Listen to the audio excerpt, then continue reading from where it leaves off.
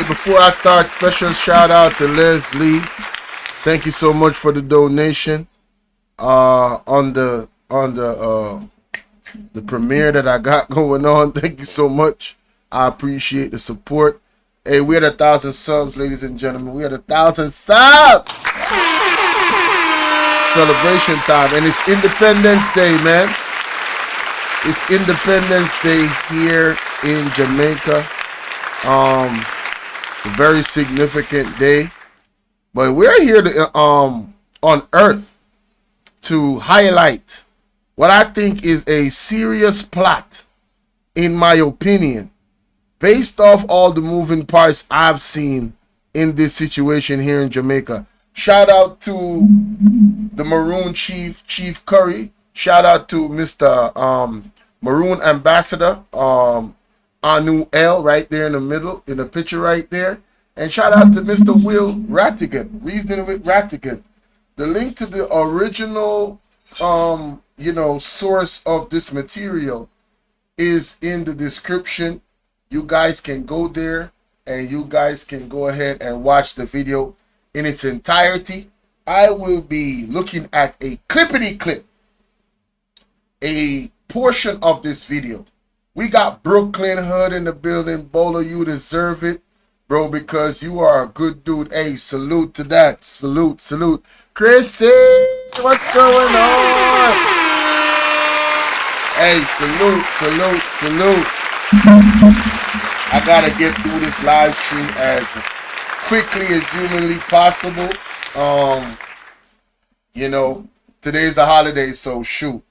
I got work on here and I got work in the streets. You heard me? Now, of course, please remember to like, share, and subscribe coming through the gate. Alright? Sub up to the channel. We are at 1,009 subs. We are now on the road to 2,000 subs. Yeah, we ain't playing. You heard me? We are on the road to 2,000 subs. Alright? We don't stop. As life goes, you go. Right? That's how we do. So I need y'all to go ahead.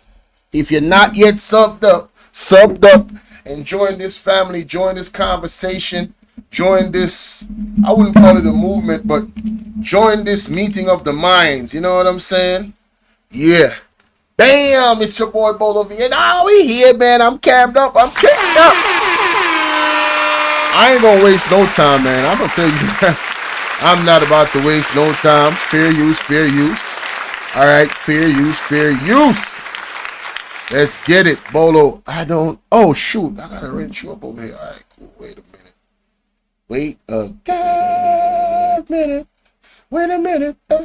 minute. Yeah, shout out to the 9 watching. Please hit the like button. Thank you, Connie. Hey, mods, let me know how them lights looking, man. And please pay attention to the the stuff that Nightbot drops. All right, please pay attention to Nightbot. All right, Nightbot drops very important messages that everybody needs to be reminded of. So yeah, please pay attention to Nightbot. All right, and the messages. Nightbot is not putting out, frivolous messages like, oh, it's just for fun messages. Those are messages that is important to me, the content creator, that I need y'all to pay attention to. You heard me? All right, man. Let's get into this, man. Like I said, Reasoning with Rattigan. Let me play some music in the background. Of course, this is for educational purposes and entertainment purposes. These ideas are of my own. I don't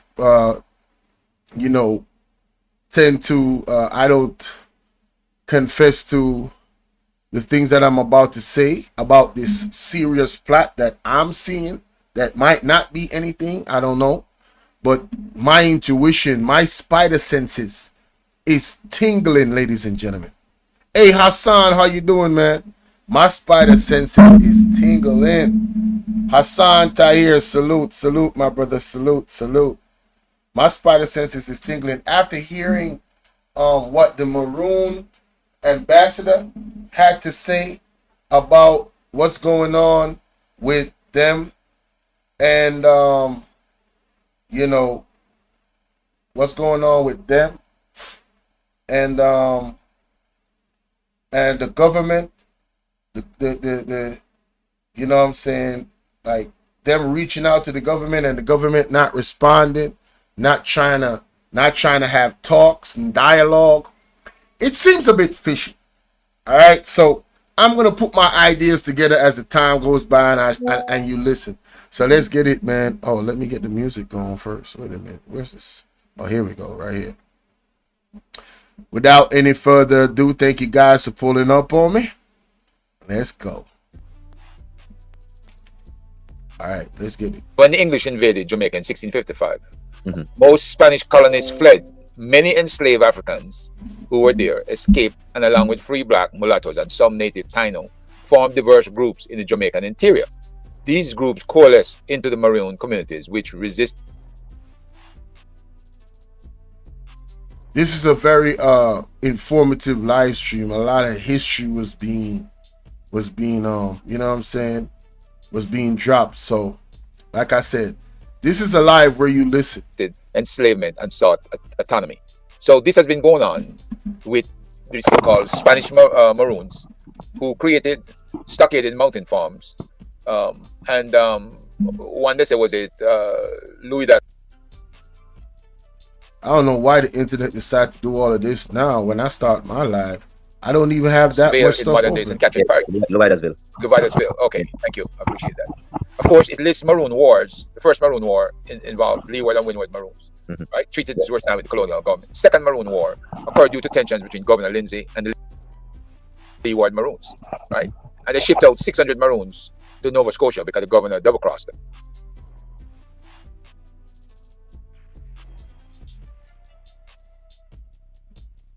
I don't know what's going on, man. Come on. Right? And Nova Scotia is in Canada, I assume. That's what they're talking about, right? Yes. And they say eventually many Maroons left Nova Scotia, settled in Freetown, Sierra Leone. That's where they formed the Sierra Leone Creole ethnic identity. So, knowing that this deep Black Beauty salute for you to follow.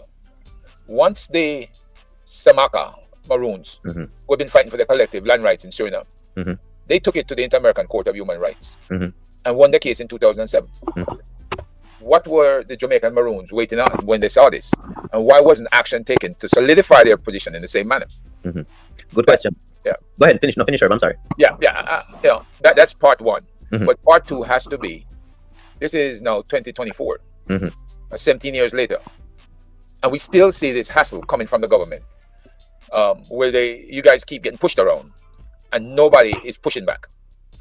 Pushing back in terms of going back to the Inter-American Court of Human Rights and to the UN. Because the UN also says that they support, there's a UN department that supports the rights of indigenous people. Yeah, the Committee on the Elimination of Racial Discrimination. Sir. Right. So we should be getting help. We, in terms of you, yes, man, should be getting help from two very powerful entities. What's going on? All right, so let me start with the latter, right? So we did actually in 2022, November 2022, closer to the end, going into December. It was I believe it was the 108th third session. Hey, shout out to Winnie Maid.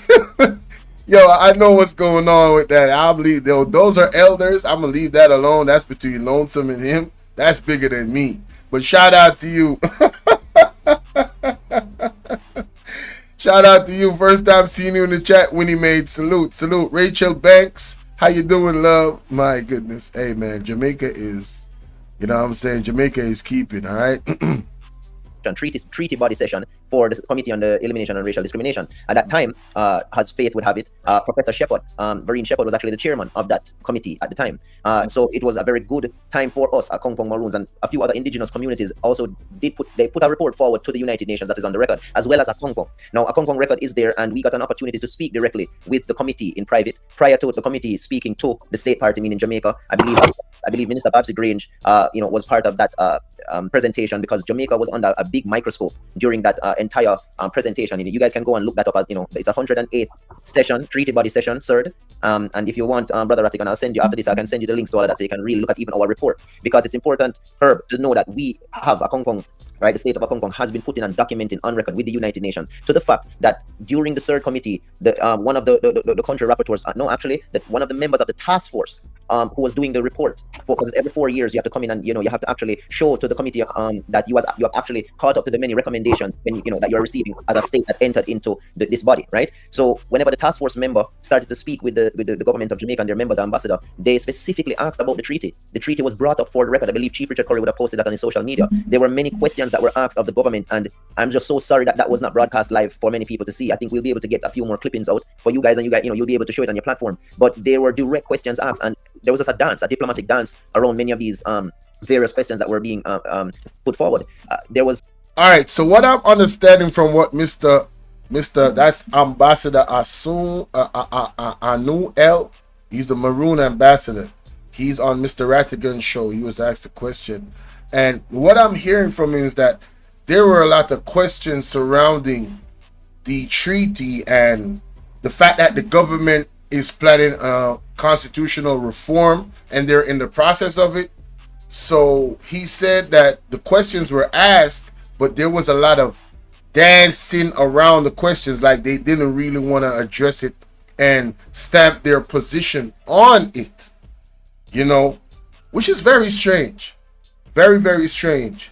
Because if you watch my previous video that I did about the Maroons, which I will also put in the description of this video, I recommend all of you watch it if you haven't already. I mentioned the history of the Maroons, how they're probably the only sovereign state, really. When I was listening to Talking Mind TV, they're really the only sovereign state in Jamaica.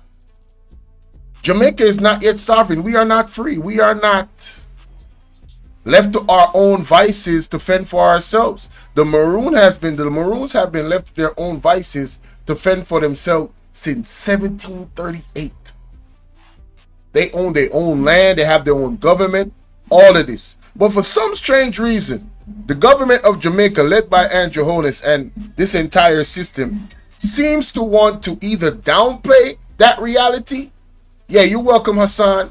Seems like they want to downplay that reality, or they want to avoid talking about it, which I think is extremely interesting. But let's continue. It is important to note, Herb, and when I send the link, you'll be able to download all these PDFs. The country rapporteur made a report to the government of Jamaica. So this is the reason why we did not really have to go as yet to the Inter-American Court, right? Meaning the state of Hong Kong. Why?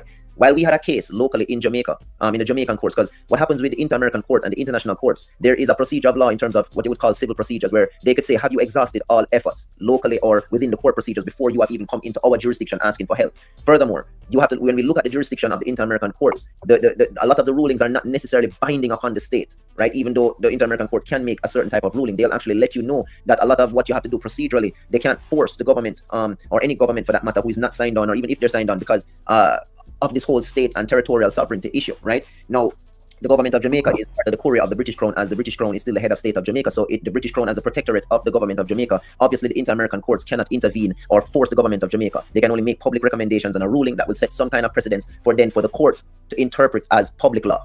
When the judges interpret an Inter-American ruling, they'll interpret it as public law, right? For the benefit of what is called jurisprudence within the courts. That is what I believe happened the last time, where the Maroons collectively came together and worked with a human rights attorney that did bring one of those cases, Herb, 2 years ago, right? While Hong Kong had their case locally. So there was a fight going on two fronts, you understand? So it didn't make sense for Hong Kong to go and put another case into the Inter-American court and exhaust all of our resources at the time. We were watching our brothers from the Windward Maroons decide to go on the international side, and we were now exhausting all efforts locally, right? This is how Faith would have had it. The beauty of it is that the ruling that came out of the Inter-American court allowed one of the judges to see that in the public interest, and in terms of public law, that injunction was given. I don't know if you guys remember that, right? But an injunction was applied for no mining, no nothing, anything at all. We also had an injunction. So what was happening in terms of international law being put out, and the local court seeing that there's a case here as well, right? And not only our case, there was another case, I believe, with Hugh Dixon, and I believe they were using attorney Hilton, right, as their attorney. They were able to actually get the injunction at the time, right? So there were many people fighting her. So it's almost as if we didn't want to cross each other, right? Where everybody took a lane and we're just kind of going full steam ahead. What did that do? For quite some time, it did disrupt and stop bauxite mining, right, within the Catholic country. A lot of the companies were losing money, especially what many would have remembered as Noranda. It's no longer Noranda. Once those claims started going on the record, if you guys check your chronology, you'll see all of this what was happening, from even when Chief Richard Curry went down to some of the sites and started spray painting Maroon on some of the big stones and around. Now, I used to be, shout out to Andre Hamilton, I used to be a security at the Noranda bauxite properties years ago. So I know that there was literally a legal, like there was always some stuff going on. There were protests. I'm talking about people was blocking the road type vibe, all types of stuff. So he's talking about a little bit of history. You know what I'm saying? In terms of the Maroon lands, and these areas are so rich in bauxite, and I think that is one of the reasons why the government and the state of Jamaica wants to dismiss the Maroons, because of the fact they don't, in my opinion, this is my opinion, they don't want to acknowledge the treaty. They don't want to acknowledge the fact that these people own their land, and they have no claims over it, because they want to basically give companies permission and get millions and millions and millions and millions and millions of dollars from those companies to give them the permission to mine in these areas. All right, that's what I think. That's a part of the plot.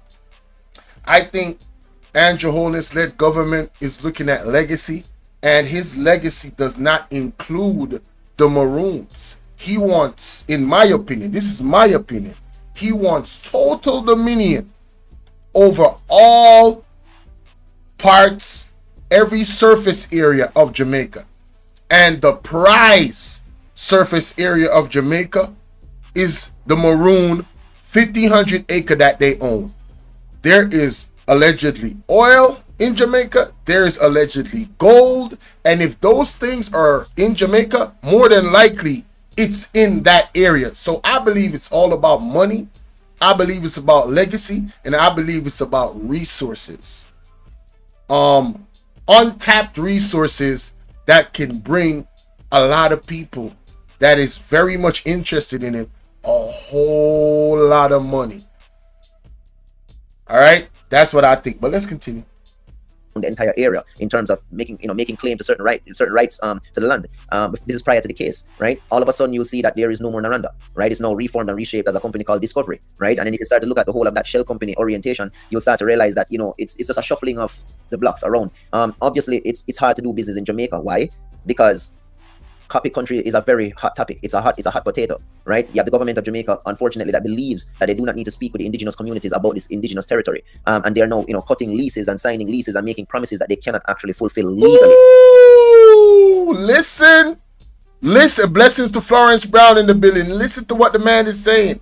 The government doesn't want to dialogue, right, with the Maroons. This is what the man is saying, and he's saying that they are giving away contracts, allegedly, all right, signing documents that are not legally binding. And people would say, oh, you're talking about the government, why would they do anything illegal? Do you remember that Mark Golden has carried them to court several times and they've lost because they went against the Constitution of Jamaica? Do y'all remember that? Do you remember that there's 8 people in the government right now under investigation for solicit enrichment?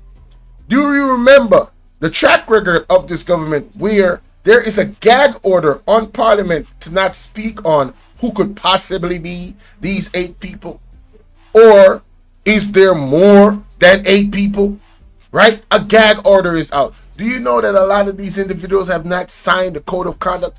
I'm painting a picture here to show you that these people are not credible. As a matter of fact, Andrew Holness needs to resign and his entire government needs to be dismantled. Listen, I have never heard of an employee that, one, raised their own salary to unlimited amounts, not take care of the teachers, not take care of the nurses, not take care of all of those people that need to be taken care of, not take care of areas that need water, the hospital, but raise their own prices in terms of what they get paid. And then they say out of his own mouth, okay, if you give us more money, we'll work better. But then when we say accountability, crickets. Where's the work? Where's the work better after you got all this money? Now, the opposition also did benefit from this. Don't get me wrong. And they probably signed off on it too. So you got to look at them as well. I'm saying, in what world does an employee tell an employer, I'm going to raise my own salary without consulting the employee? In what world? They are public servants, ladies and gentlemen. And when we as the vloggers out here hold them accountable, they got buildings being rented still right now. Refurbishing, one in the Nata Bay, one in the West down there. One owned by a member of parliament. I forgot his name. This dude with the white patch here, right here, with the glasses. Like, what are we talking about? What are we doing? These people are not credible, right? If you haven't declared your assets, I mean, damn, I don't trust you. That's me. That's my opinion, and I'm entitled to it. I don't trust none of you guys in the government. And your Holness, none of you. I don't trust none of y'all. All right? Because if there's a gag order, nobody that's over there, conscience is saying, man, at least let me leak some information. Because this is BS. Just off principle alone. Let's find out who these 8 people are. And then you have a integrity commission that has people on the integrity commission that is possibly a part of the 8. Then you got them looking to change the constitution to where there will be no impeachment of said political politicians. No impeachment. This is what they're pushing. So this is the plot, ladies and gentlemen, in my opinion. It's all about power at the end of the day, in controlling resources and having a legacy, family. He got 2 sons. He got his wife. Both of them, in my opinion, is so addicted to power that they do not want to let it go. Look at the fact that his wife is Speaker of the House.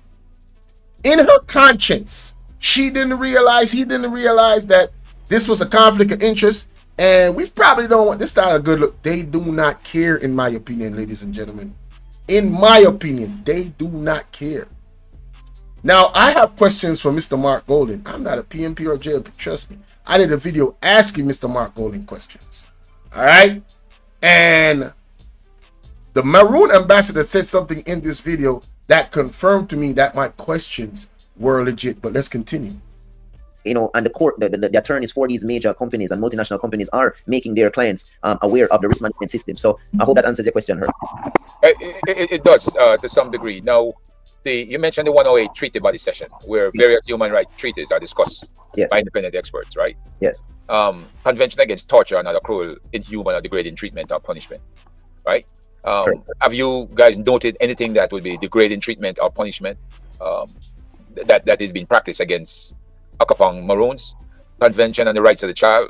Are all the children of the Maroons in your community being given education, health, and protection from exploitation, especially health caused by the bauxite pools and stuff that is poisonous? Hey, you guys, like and share the live, all right? Share the live, please. All right? Share, all right? These are some of the things that when you look at where all of these things discussed at this treaty body session, and your social and cultural rights, economic and so on and so forth, when it comes to rights, right to education and food security. How does that play out when you have the bauxite areas poisoning everything around the place? Right. No, that was absolutely brought up, Herb. All of these various facets and violations that would encompass, everything under the United Nations Declarations on the Rights of Indigenous People, United Nations Declaration on Human Rights, the rights of a child. A lot of these clauses and articles are actually being violated. But here's the interesting fact, and this is to tickle our minds. So we think. You're muted. Oh, sorry. Yes, Jamaica is a signatory to a lot of these charters, but unfortunately, they have not ratified into local legislation a lot of how these international laws are going to apply here. The only one that we have gotten that is close to being aligned with some form of freedom, what is called almost like a Bill of Rights, similar if compared to the United States of America, right? Is the 2011 Fundamental Rights and Freedoms that was ratified. So that's basically the amendment to the Constitution. As part of the Constitution, right? Correct. That in 2011. Now, when you look at that, that does give some good context that was expressed in terms of rights, but it's still not the totality that needs to be there. And that was actually expressed in the report by the country rapporteur at the 108 treaty body session after seeing the myriad of discontent and objection to the state party's report that they would have entered onto the record. The state party, watch this, and I really want you guys to get it and read it. When it comes to the Maroons, when the state party, Jamaica, right, the government of Jamaica was making a presentation as to Akong Kong and the Maroons, they said everything was good. They were in great relationships with the Maroons and with us, and that they helped us to put on our January 6th event. No, and this is funny.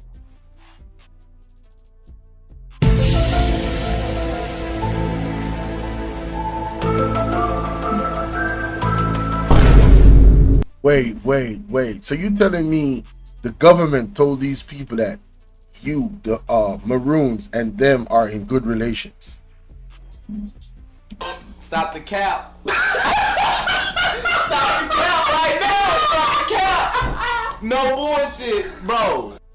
In terms of rights, but it's still not the totality that needs to be there, and that was actually expressed in the report by the country rapporteur at the 108 treaty body session after seeing the myriad of discontent and objection to the state party's report that they would have entered onto the record. The state party, watch this, and I really want you guys to get it and read it. When it comes to the Maroons, when the state party, Jamaica, right, the government of Jamaica was making a presentation as to Akong Pong and the Maroons, they said everything was good. They were in great relationships with the Maroons and with us, and that they helped us to put on our January 6th event. No, and this is funny. This is now 2024. Since Chief Richard Curry ascendancy to the office of chief, the government of Jamaica has not assisted in one January 6th event. Not one member of the Jamaican government, not one minister, nobody has come to Akong Pong and actually represented for saying that on the side of the British or the side of the Jamaican government, nothing at all. When we communicated with the Governor General in the last January 6th festival replied, and the office said that they would come. Then a matter of a day later said that okay, someone is going to actually give the speech for the Governor General, and then within a day later that was all gone and said nobody will actually be bringing a speech and the Governor General will not be represented. And we were laughing at this point. We were like, okay, well, this is obvious what is happening, right? Ladies and gentlemen, it is obvious what is happening. Now, for me, the plot thickens even more because the Governor General's office not assisting, not in being involved in any way, shape, or form with any of these celebrations with the Maroons is a telltale sign. So I gotta ask the question: is the king aware of this? Does the king co-sign these actions by the Governor General? Some people might say these actions are, oh, that's nothing. You know, they just didn't go and represent. There was a treaty that was honored in a clip that I showed in previous videos, which I will not dig up right now. But the High Commission of Britain was there. The Prime Minister, Mr. Andrew Holness, was there. And they spoke about the 284-year celebration of their independence, of their sovereignty. So why is it now, it seems, according to what Mr. Anu L is saying, that the government of Jamaica, including the office of the Governor General, is distancing themselves from the indigenous Maroons, the sovereign Maroons? Is the king aware of this? Is this a plot to attack the Maroons by force, to violate this treaty? Or is this a plot to invoke certain reactions by the Maroons for them, through their reaction, to violate the treaty? Y'all see where I'm going with this? These are just questions. This is how my mind is working based off the actions of the government. Why is the government of Jamaica sending 270 plus officers and soldiers allegedly in quick step? For what? And he's gonna play the video when all of the buses was coming from quick step, all of the vans, all the police vehicles. It was like it was a mini army that went to, go show who's boss type of vibe. It was an act of aggression, to say the least. So what is going on with the Maroons, y'all need to pay attention to. It's very interesting, and you need to share this live. All right? And go and watch Mr. Rattigan's video in its entirety. Like I said, I'm just going to play a clippity clip. Right. So Rattigan, it goes back to what you asked. It has to be intertwined at this point, right? Because where it was a land claim at first, and then us trying to discuss how can we create a Republic Jamaica that encompass the totality of everybody, and most importantly, that the Maroons, the indigenous people, the first people, have proper representation, right? Keynote, and I put the floor to you guys to. Before he goes to the keynote, that is key, right? Having a constitution that recognizes the indigenous Maroons is extremely important. It is also honorable. It is dishonorable It is damn near disgusting of the government to allegedly, even in their mind, attempt to exclude the Maroons. Because, as I mentioned before in my previous video on the Maroons and the history of the Maroons, none of us would be here enjoying our freedoms if it wasn't for the sacrifices of the Maroons that laid down their lives. Shout out to Nanny of the Maroons. Shout out to Kojo. Shout out to all of the chiefs. If it wasn't for them, we wouldn't know what the taste of freedom is or what it looked like. All right? They showed us that you can defeat the colonizer. And they did it in real time. And they got rewarded for it as well with the peace treaty. Can you imagine getting your ASS whooped to the point where you wave the red flag, you wave the white flag and say, listen, man, hey, what you want? Can we settle this? Because I'm tired of getting beat the hell up. And I don't see how the hell I'm gonna defeat y'all. Imagine that. That's what the Maroons, the indigenous Maroons, did. Kind of help me with the segue is when the current government of I know that's right, Winnie Maid. Jamaica says that they're not going to fund this section of Jamaica because under the claims that we're saying that we're sovereign, right? Now, there's a treaty that exists, and the British High Commissioner came here twice, 2019 and 2020, and reiterated with no ambiguity exactly that the government of Jamaica should now be the responsible party for the treaty, now that you have an independent parliament, basically, right?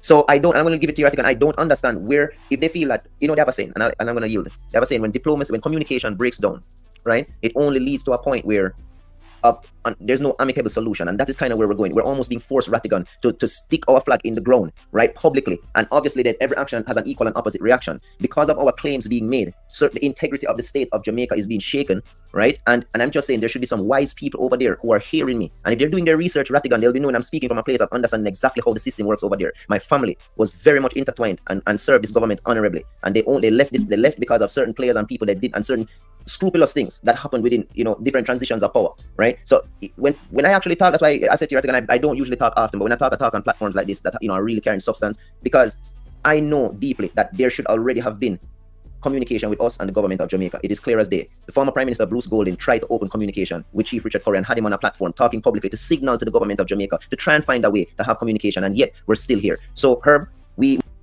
shout out to Mr. Golding.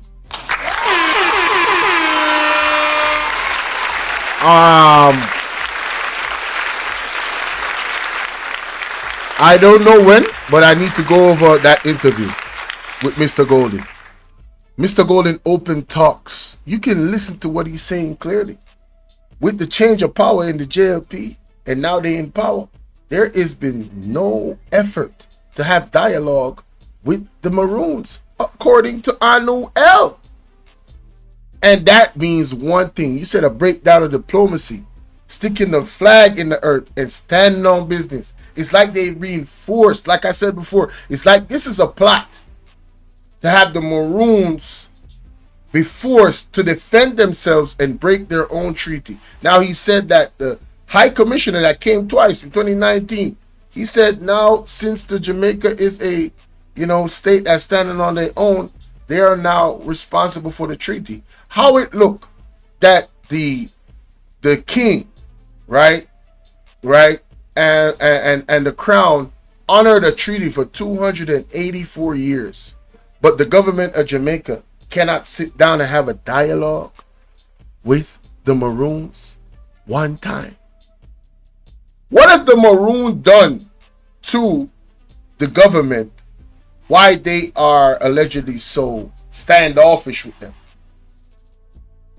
Shouldn't they be honoring the Maroons? Saluting the Maroons? Like I said, if it wasn't for them, we would not be here. In my opinion, they are the only sovereign state here in Jamaica. I don't even recognize this government as sovereign. Even the way they move, like where is the transparency? Where is the honor? So much corruption going on in this country. So much money being missing. People getting overpaid, allegedly, with contracts. I hear this stuff been going on for years. Not just with the JLP. I'm just saying. Didn't Andrew Holness tell us that he wanted this Jamaica to be changed and you know, this utopia of transparency, peace, prosperity, crime going down. Is crime going down, by the way? Or do y'all feel, based off what y'all see in your own area, and this is a question, and what you see on the news and stuff that you know about that's not coming on the news, via social media, do y'all think crime is going down? Or is that just something to put out there to let, you know, things look good on the international scale? Y'all tell me. Y'all tell me. We do intend to still carry claims, right? We do intend to still fight in terms of our legal claims, and we do intend to stand on the defending the territory, because remember the 4 things that I told you that we need to make sure we always have: a government, a people, the territory defined, and the capacity to enter into relations with other governments. All right. I know. Let me before I bring in Patrick, because we have around the horn, and I know time is, you know, at a premium for you. I want to play something for you. And this actually I played it earlier, so I'm playing it for people who are joining us now. I was told that my grandmother was a Maroon, but be that as it may, I'm going to do that. I'm just looking at the fairness of the situation. I'm looking at the documents, and it would appear to me that what the government is doing is in total opposition of what it should be doing. And I listen to you keenly. I've listened to the government's arguments. And then you even look at the Constitutional Reform Commission and what it's doing and how it's left out a whole bunch of, not just the Maroons, but a whole bunch of people and issues as well. But I want to pay a little attention to this. This is our tribute to the first people. Away my land. What am I going to do? Because we are in this rural side, we are nobody to them. They don't see this community. We need someone to stand up with us to fight. You know, that's why we are trying to stop it, and we can't stop it. Me and you can't stop it. The whole nation need to come together, defend your rights. We have the national pledge. I promise to stand up for justice, brotherhood and peace, to work diligently and creatively, to think generously and honestly, so that Jamaica may under God increase in beauty. And the beauty that you right on the video. We have to find back some of the Maroon spirit. We need to fight for our community, our rights, because we know we have rights. In Canada recently, my wife and I were deeply touched to meet many of those engaged in the ongoing process of reconciliation. Indigenous and non-Indigenous peoples reflecting honestly and openly on one of the darkest aspects of history. As challenging as that conversation can be, people across Canada are approaching it with courage and unwavering commitment. The committee would like to ask the State Party about the status of the Maroon Treaty of 1738, as well as on the measures adopted by the State Party to engage in constructive dialogue with different stakeholders about this treaty, including with Maroon community, which allege that the State Party has unlawfully annexed ancestral lands of the Maroons, whose ownership is embedded in this treaty, without due process in violation of this treaty. According to the information received by the committee in December 2021, the Government of Jamaica issued a directive to all ministries, departments, and agencies prohibiting the allocation of funds to the area of Akompong. The committee has also been informed that the Parliament and the Government of Jamaica recognizes the elected authority of the Akompong Maroons every 5 years. There is no other sovereign authority in Jamaica other than the Government of Jamaica. Not 1 inch of Jamaica will come under any other sovereign authority. What you're seeing here is the many vehicles, police authorities that were coming out of Quick Step. All right? You heard the man. There's no other sovereign state. Not an inch of Jamaica. This is the plot, ladies and gentlemen. This is the plot. Pay attention. Listen to their own words. Their own words, Sinkum. And this is my opinion, by the way, which I'm entitled to. Look, count the amount of vehicles. There's been 4 or 3 vehicles that passed already.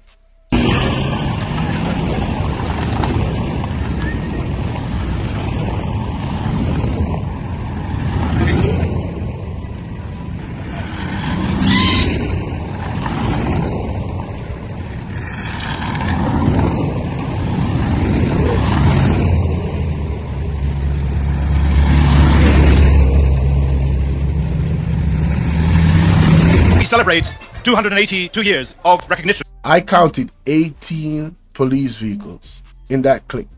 This is Mr. Asif Ahmed. All right, this is the High Commissioner, and this was in 2019, I believe. Listen to this. We celebrate 282 years of recognition of the Maroons as a 282 years. I want y'all to listen to that again. We celebrate 282 years of recognition of the Maroons as a sovereign community. As a what? A sovereign community. Now, why is it that the Prime Minister of Jamaica that was at this gathering right here is going to make the statement he made that there's only one sovereign state? My Jamaican people, think. Open up your eyes to what you're seeing. That is unfolding right in. A lot of I asked the dude last night, I said, yo, do you know what's going on with the Maroons? He had no idea. My Jamaican people, share this content. Go over to Mr. Rattigan, hit the link in the description, share his content. This same video that I'm playing right now, share it. All right, it is time for us to get actively involved, because if they can violate, if they can shun, if they can lock off the indigenous Maroons that have done more for this country than any government, they were the first. They has, you know how peaceful the Maroons are? This government and our people can learn something from these people. You know how much self-discipline it takes to live in a community and maintain peace amongst each other? Do you know that the last person that was, you know, KILL was so long ago they can't even remember? People grow old and DIED in the Maroon territory, amongst the Maroon. They are a peaceful people. Why is the government exhausting that amount of force in resources to collect lumber from the Maroon quick step area? Think. In first 2 visits to Akampong, I spoke about the human desire that is universal to live in freedom and the importance of honoring peace agreements. This is as the importance of what? You heard that, Mr. Andrew Holness? You was there. The importance of what? Honoring peace agreements. How it look in your legacy that under your government, you got a police commissioner allegedly saying, I don't care about no peace treaty. I don't care about none of that. These were the statements allegedly said by your peoples in the police. Superintendent, he has not yet apologized. I've not heard an apology. He should apologize to the Maroons. You, the government, should apologize to the Maroons. Have we heard anything from Mark Golden yet about this situation? I know that's going to rub some people the wrong way. I told y'all, I'm not JLP or PNP. I'm going to speak the truth. I'm like Jamaican Carlos, baby. I'm going to tell you the truth. I'm going to ask the tough questions. Where is the PNP in all of this? Why have they, if they have not said anything, why have they not? See, if I'm wrong and they said something, I can come out and apologize. But I ain't heard it yet. I've not heard it. What is going on? Is the PNP removing themselves, distancing themselves from the Maroons? Are they talking on behalf of the Maroons to the government, whether in private or in parliament? What is going on? This situation is too important and it's too significant for them not to say anything, in my opinion. So I am calling again for the government opposition leader and the opposition members, all the big names, everybody, Mr. Mark Golden, Mr. Dayton Campbell, Dwayne Vaz, you name it, Rasta Brethren, all of y'all. I need to hear from y'all on this topic. And you, the people, y'all go in their comment section and say that. Drop that. Tell them Bolo V&R said it. Why? Why are you not vocal about this? What's going on? as true today as it was at the time of Captain Kojo agreement. That is universal, to live in freedom, and the importance of honoring peace agreements. This is as true today as it was at the time of Captain Kojo.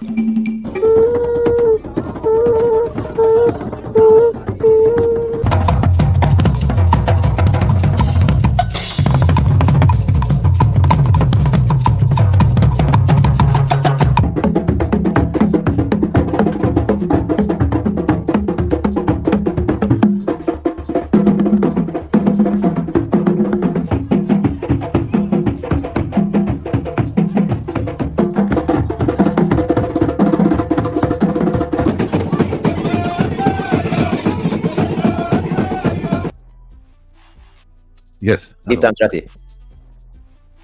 Something about them drums, man. When you hear them drums start beating, boy, ooh, shiver down your. Hey, I'm trying to tell you. Hey, shout out to Ryan, Campbell, and Billy. Y'all smash the like button, share this live, all right? Share. Thank you kindly. Yeah, man. Give thanks, man. There's a beautiful rendition, that man. Respect. I appreciate it, my brother. Yeah, man. Respect, man. Patrick, you're up. Brother Patrick. Yeah.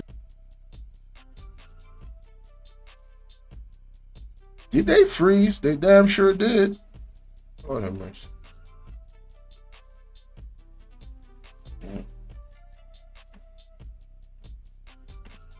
Yeah. Can you hear me? Yeah, man. Where are we in this live? 46 minutes. Can you hear me okay? I need to refresh Yes, this. sir. Yeah. I missed that rendition. I wasn't hearing that thing. It was total silence. But anyway, your ambassador Anu, you have done quite a job, outlining the giving us an update. And in fact, don't leave much in terms of question. One question though, I'm not altogether clear on. Is there any mining being done right now, or has ever started? Listen. On Maroon territory. Yes. So there is still mining that is going on now. Some mining Thank you. Yeah, man. Thanks, Patrick. There's some mining that recently started, Patrick. And that mining started since the case for Akongpong was thrown out. Since the injunction was thrown out, which both of them were thrown out right behind each other, pretty much. This is funny enough and interesting enough after the justice, the courts and the judges got a big pay raise. These cases just mysteriously just got thrown out, right? With no proper, I would say, no comforting ruling that would really make any sense, right? Wow. So he's saying that allegedly the cases that was in court with the Maroons was thrown out suspiciously when everybody got a raise. Ain't that something?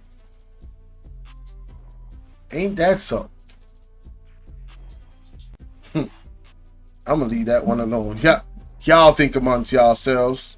Let that sink in. So the mining that has started is going on. There's actually prospective licenses that are going on that actually breach what we consider the black line, which is the cockpit country, not the government of Jamaica's cockpit country protected area line, right? The cockpit country that we're all agreeing on in terms of Maroons at this period in time is about, I'm not sure if you guys have a map of it. Will you be able to pull it up, Ratty, by any chance, the cockpit country map?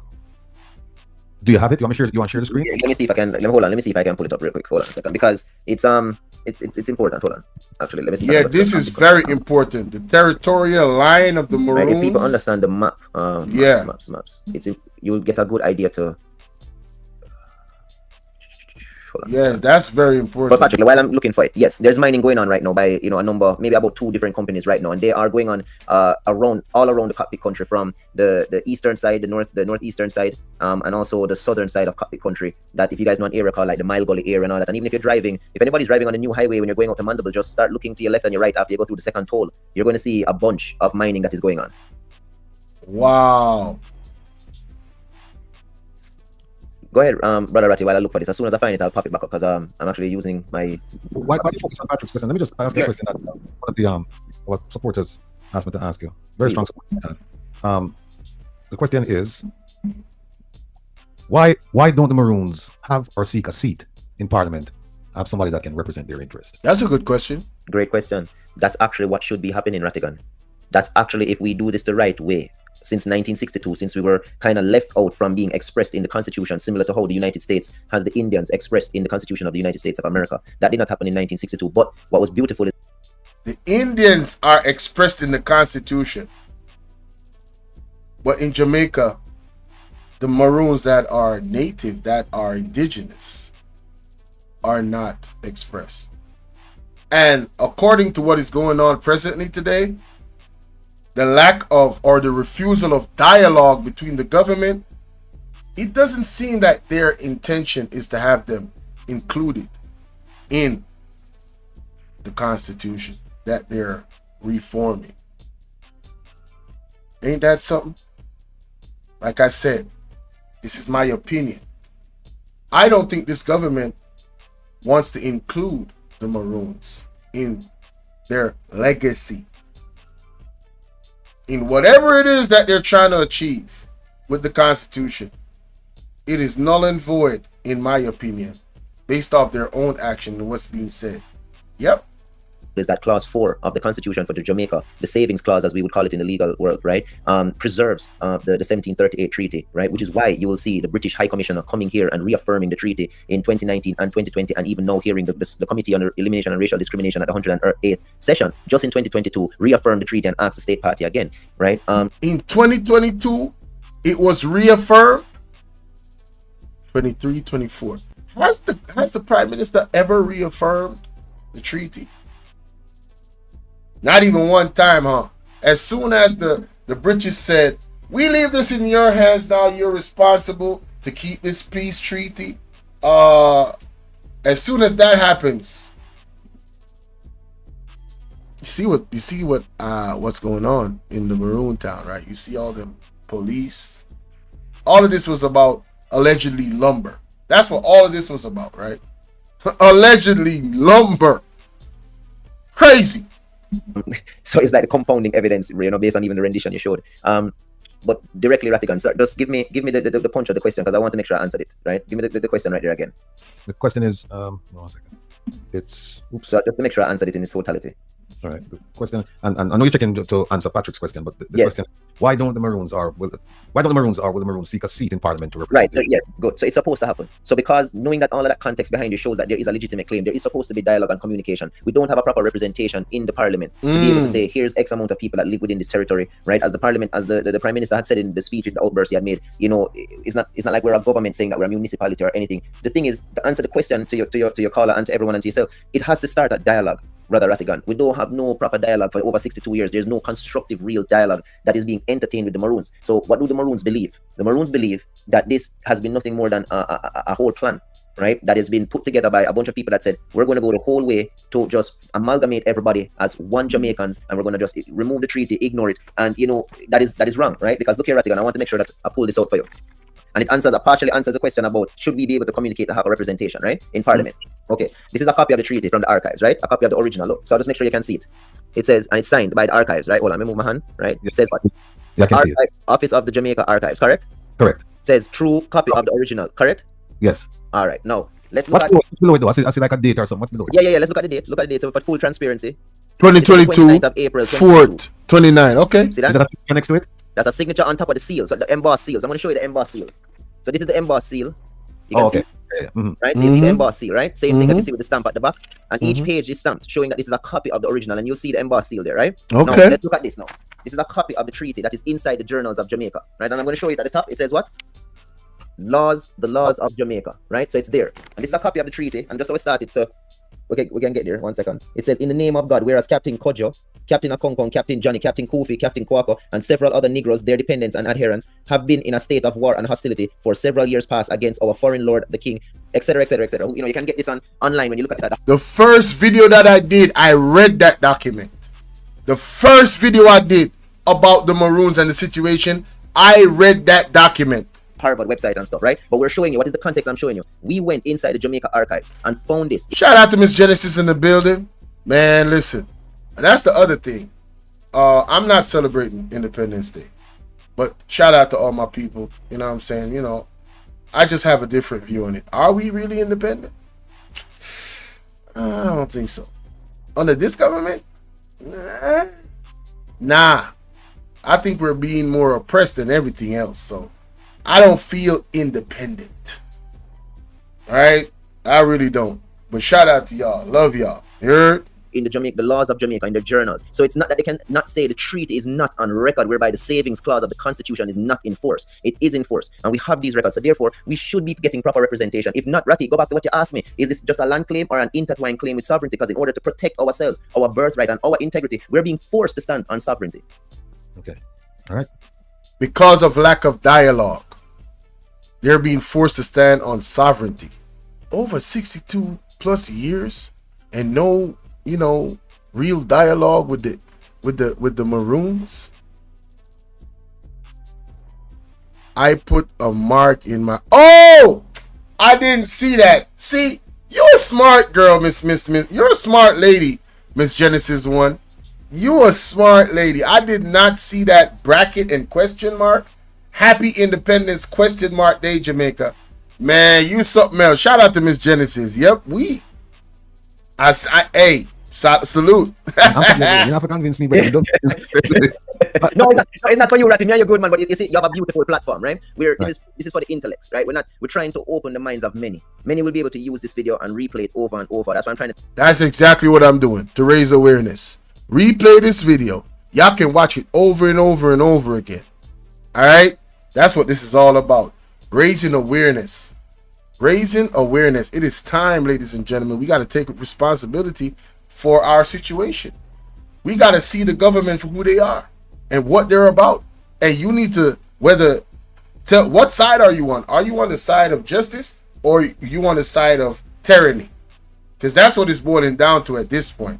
There's no way after 280 plus years, the Maroons have had a treaty that was supported, that was the British stand with it. They honored it.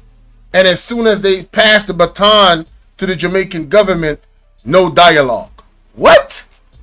It takes so much time. Even though simple questions are being asked, you'll see me kind of varying and trying to pull a lot of things together for the whole context of the matter, because the Maroon story is a complex story in Jamaica, because we're a complex makeup of people, right? The truth is, many Jamaicans are Maroons. That is the truth. And you are a Maroon, Rattigan, right? So right? So, this is just how it works, right? But it's a matter of understanding when you say, where you can trace your grandmother, your grandparents, your great-grandmother, your grandparents, where them did live. What were they doing during this time of slavery? If everybody stops for a moment and go check them family tree. You know what was wrong, Rattigan? The youngsters start to not talk to the elders anymore. There was a segregation in the family under the Willie Lynch doctrine, right? Where them say, don't kill off the chattel stock anymore. Let's use a new psychological paradigm and break up mother and son, mother and husband, and let them fight each other, whereby now you can control them. This is what has happened. So our youngsters have no idea of oral history. We have no. Listen, what have I been talking about? What has the dialogue been for the most part on this platform when we get really, really serious? We always talk about the family and how important it is to building an empire. And we talk about how the family structure has been put under attack by the global system. It's not just here in Jamaica, right? You heard what he said? Those dialogues that you used to have with elderly people that kept you grounded, so you know where you come from. Black people, we used to sit around campfires and if not campfires, like on a Sunday with the family around. There used to be family structure where grandma was not in a home, grandpa was not in a home. They all lived in what they would call, a tenement yard. But everybody lived close together. The family was closely knit. So the wisdom of the grandmother, grandfather was always passed down to the children. Grandpa and grandma was like everything to kids. But now kids they don't respect elderly people. They on their own. You know what I'm saying? A lot of them, they just don't. They got no good sense about them. They're lost completely. They are so they're so disattached from their roots. And this is what is destroying us as a people. That's a whole different conversation, but it ties into all of this. Because if we were really locked in that way, we would not have this issue with a government that is now refusing to have dialogue with the sovereign indigenous people of this country. It wouldn't happen if the family structure was continued the way it was. I wouldn't be doing this video, because it would already be understood what needs to be done as a leader of this country, as a prime minister, as a government in its entirety, collectively as one. All these minds coming together, opposition and otherwise. It would be understood that there's no way we can leave out the Maroons out of the conversation of constitutional reform. So again, my opinion, that is what this plot is. The plot is, in my opinion, totally disregard, totally disrespect the position of the Maroons. They just don't give a F. They don't. In my opinion, that's what I feel. And I'm entitled to that.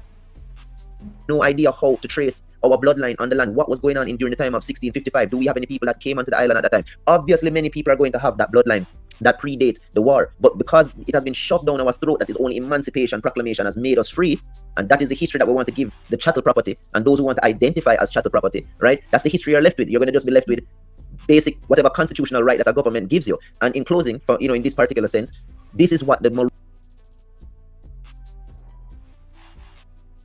are fearing. We are fearing that we are going to be giving up almost a 300-year-old document, right? Because if we don't fight, because of a government that is believing and perceiving that we must submit to the stress, duress, and coercion of leaving us out of constitutional reform conversations, ignoring our basic human rights, ignoring our land rights, and ignoring that the rights that predated the 1962 Order in Council. And again, I will yield Ratty to say that it would behoove the government of Jamaica to remember that they're being watched by international parties that are suggesting that, not even suggesting, they're taking keen note of how they're treating us as a people, how they're treating an actual reaffirmed document. And for that reason, it's going to cause them a problem in the future with many other agreements that they may have.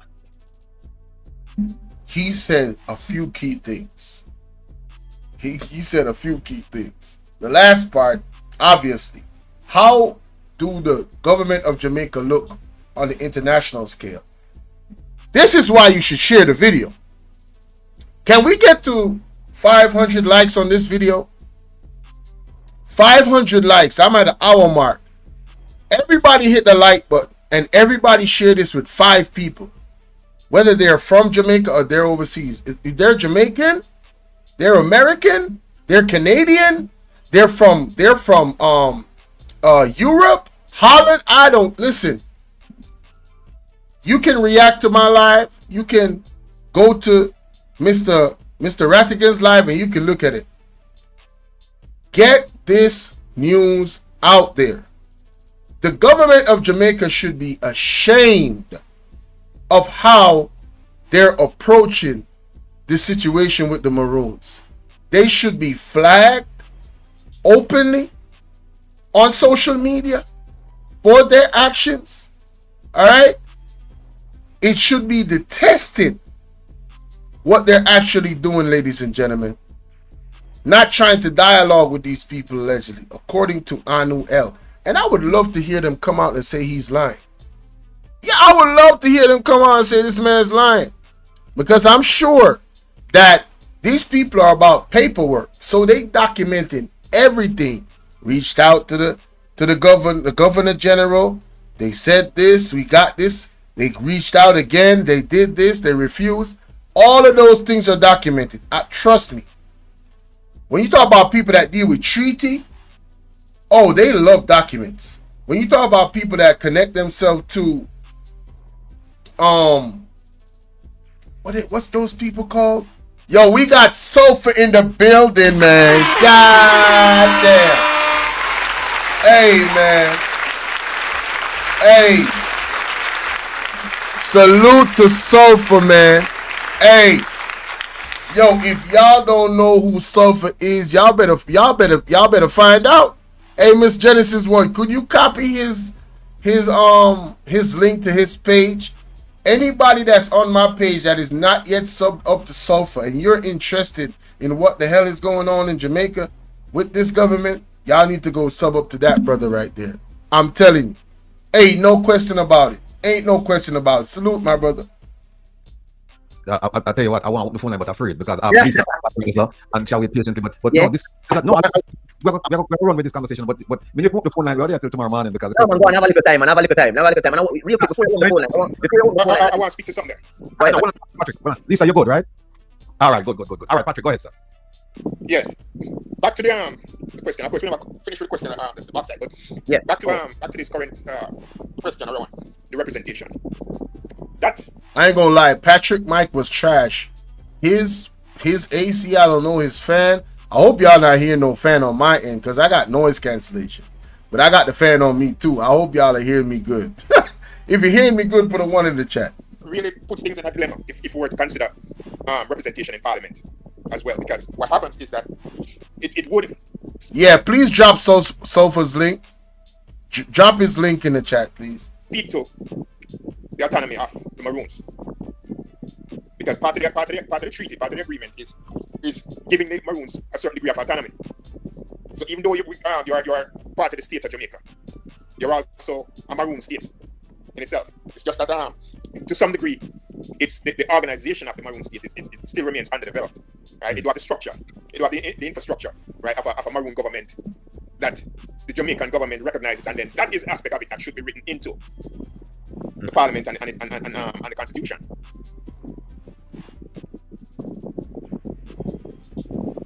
What's the question, Patrick? Patrick? No, I was just. Okay, you hear me? Yeah, yeah. Mm-hmm. Yeah, that's based on what Ambassador said. Ambassador, you muted, but based on what you were saying pertaining to the representation in Parliament. Right. You're saying that is one part of what's needed, and I'm saying that if it was to be that you would have representation in Parliament the way we know it, it would simply be in terms of constituency representation and possibly municipal representation the way it is in the general Jamaican state. But it would also affect your autonomy. Because not necessarily, though, Patrick. I know part of the treaty is that you have been granted a certain degree of autonomy, which requires the Maroons to have their own government structure, right, within the state of Jamaica, and then that is the aspect that should be written into the Jamaican constitution. I hear you. So, Patrick, here's the thing. So that is a piece I want you to address. No, man, I'm not going to address it. Here is, and I completely hear the perspective, because I'm a very keen listener to each. Hey, shout out to Keisha in the building. What's up, love? Shout out to Keisha. Hey, respect Sofa. Yo, I'm dropping a message in the chat with Sofa's link right now. All right. Each word in the language that is being used, right? So I have to be very careful as an ambassador as well, using my language in terms of the people that I represent. The people that I represent in our oral history, we don't know anything as slavery. We conquered slavery. Therefore, King George cannot tell the Maroons after we beat him that we are going to get some form of autonomy, and everybody else is going to interpret that the Maroons don't have sovereignty, right? Big hen salute. Hey, I want to play that back. Listen to that again. Wow, that's a bold stick. I love that. Here's the thing. So that is a piece I want you to address. No, man, I'm not going to address it. Here is, and I completely hear the perspective, because I'm a very keen listener to each word in the language that is being used, right? So I have to be very careful as an ambassador as well, using my language in terms of the people that I represent. The people that I represent in our oral history, we don't know anything as slavery. We conquered slavery. Therefore, King George cannot tell the Maroons after we beat him that we are going to get some form of autonomy. And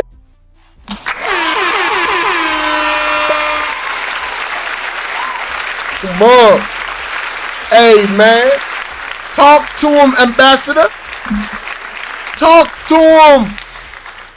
Because I'm favored by God. Like, when I see people's wives and stuff, I don't even look at them. You know what I mean? Like, I don't want to look at nothing I don't want to have. Patrick Maitland, subscribe to the channel. Hey, salute Patrick Maitland. Welcome to the family, you heard?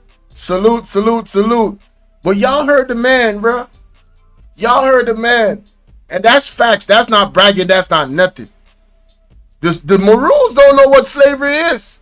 From the onset, they was kicking ass. Pause. No Diddy, no Drake. From the very beginning, they was kicking ASS so much. Yo, they said white flag. Hey, listen, we can't take this ASS whooping no more. You feel me? Yeah. Can we sign this treaty, please? That's how that went down. So, hey, salute to this, man. Enough respect, enough respect. Everybody else is going to interpret that the Maroons don't have sovereignty, right? We never lost the war, we won the war. So nobody can dictate what type of government or how the land is going to be shared up or anything like that.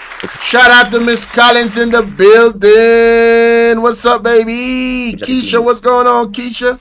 Hear the perspective, because I'm a very keen listener to each word in the language that is being used, right? Check I this have to out. be very careful as an ambassador as well, using my language in terms of the people Listen. that I represent. The people that I represent in our oral history, we don't know anything as slavery. We conquered slavery. Therefore, King George cannot tell the Maroons after we beat him that we are going to get some form of autonomy, and everybody else is going to interpret that the Maroons don't have sovereignty, right? We never lost the war, we won the war. So nobody can dictate what type of government or how the land was going to be shared up or anything like that. It has to be understood that the Maroons won the war.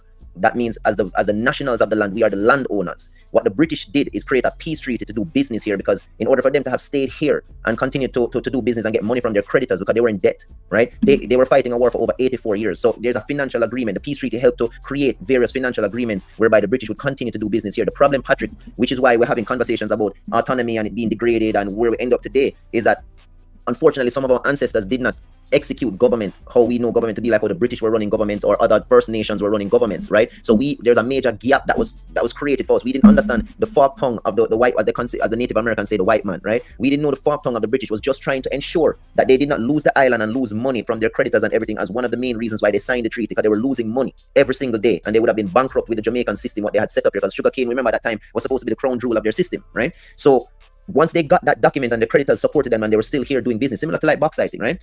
They now tried every effort to divide the Maroon communities. They divided the windwards from the leewards, told them they want to be over you, they want to subject you, they want to do this and that. And then now years later, you have a set of windward Maroons now that doesn't want to meet with their brothers and sisters and willing to throw some of their brothers and sisters under the bus. This is because of the psychological framing of what's going on. Why? Because it's important. They need to separate us so we are not united, so we cannot settle the matter on the ground. Do you understand where I'm going, Patrick? So it's not that I am saying that we want representation in the parliament necessarily. We're suggesting that communication can be had, that someone can be in parliament to say to you what necessarily, let's say they're making laws or the Senate is making laws, right? Let's say it's even if not the parliament, that we have a seat in the Senate where we can give the voice of reasoning from our portion of understanding. That way our rights are not affected. And here's an actual case in point. In 1601, what is known as the City of London versus London City, they have a charter to be an independent state, and it's still operative right now. And they have agreements where they have people who are sitting inside the parliament in England, right, that is protecting their rights. So if anybody wants a case study, go and study the City of London versus London City, right, itself, where the Bank of England is and all. It's a completely separate jurisdiction than how London operates, right? And it's the same exact system of how a Kong Kong is set up. There's so many advantages of the Treaty of 1738 if we were to update the treaty with the current government of Jamaica, that we could create a beautiful utopia in Jamaica. Beautiful, because the government of Jamaica throughout the years have already, through international and geopolitical pressures, have entered us as a people into certain treaties that we can't just jump out of, right? These treaties are creating whether economic hindrances, because we can't really go this way because we're going to be breaching this treaty and that treaty, so there are these nuances. But look at this, you have this perfect virgin canvas, cockpit country, a Kong Kong, and the rest of the Maroon communities, Maroon town, right, that can help and assist with the various things that can happen here on the island. Quick note, the IMF, the deals we signed with them, those treaties holding us back as a people, listen, can't necessarily happen in Kingston or other parts, that Jamaicans can still also benefit from a business understanding through these necessary agreements. But nobody's thinking like that. You know why, Rattigan? You know why, Patrick? You know why, Herb? But there are a few people on the island that know what I'm saying to you right now to the core, and they're greedy. They want it for themselves. They want it for them and their friends and their lodge members and people. So therefore, they will try to fight to the bitter end to ensure what I am saying and Chief Curry is saying and our administration and our people and the thousands of Maroons locally and the thousands of Maroons in the diaspora and the hundreds and thousands of millions of people that are throwing support behind us. They're trying to cast, the racehorse goggles and blind people, right? So the treaty specifically spoke to, and you remember, if we know that it's reaffirmed and it's enforced, which it is, it spoke to that two people, right, could stay with the Maroons in terms of a diplomacy. That means two people can also be on the British side, which is now the government of Jamaica since 1962. We can now, this is how we're supposed to have this discord. And I will say this, I won't call their name. Somebody from the sitting current government of Jamaica, whether they want to say they were running a joke or not, and they're very, very, very good with the law, I'll just say that, asked about that specific clause and asked in a joke, well, if they want to say a joking matter, but it was more of a serious question. So what if I became one of the white men? So it showed me and Chief Curry immediately that they knew what we were talking about. They know, but it's just a matter of how can it happen? What kind of dialogue? What will Jamaica look like if we go down that road? Right? And I believe the current government of Jamaica believe that there's a legacy that they want to build. And in building that legacy, the Maroons are not in that legacy. Therefore, it's a complete barricade and blockade against anything that Kong Kong is doing or the movement is doing to try and reestablish and reassert our rights. So with that being said, Rattigan, it's just a steep hill that the Maroons face right now because the Jamaican state is heavily resourced. They are determined, and they're determined behind a leader that is seeking a legacy, to leave a legacy in a certain way and write it in a certain way. And unfortunately, no matter how much people try to convince him just to even have a conversation with the Maroons, even when he decided to have the conversation with the Maroons, he requested that Chief Richard Curry not be there. These are the things that we're talking about in terms of lack of dialogue. All right.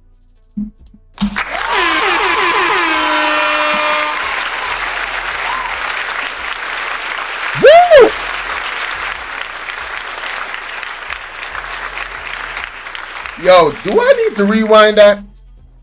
Because that was a lot. Do I need to play that back? Yo, put a 1 in the chat if I need to play that back. Because I believe it's worth playing back.